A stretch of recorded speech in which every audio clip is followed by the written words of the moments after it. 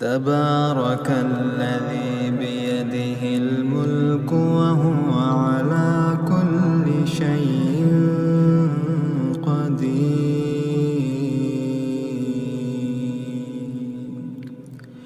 الذي خلق الموت والحياة ليبلوكم أيكم أحسن عملا وهو العزيز الغفور.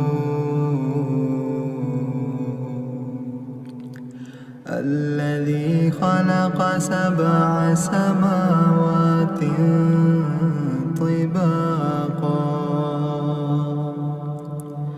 ما ترى في خلق الرحمن من تفاوت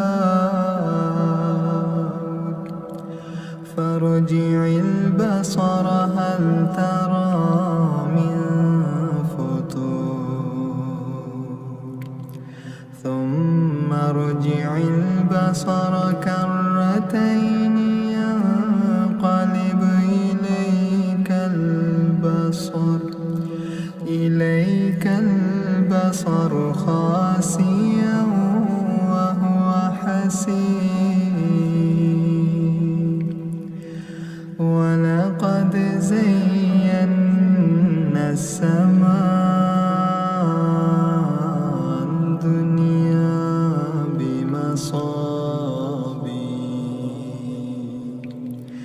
وجعلناها رجوما للشياطين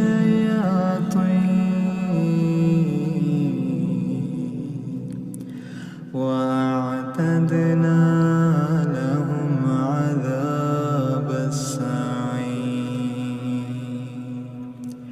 وللذين كفروا بربهم عذاب جهنم وبئس المصير.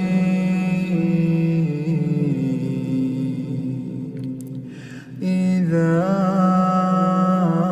ألقوا فيها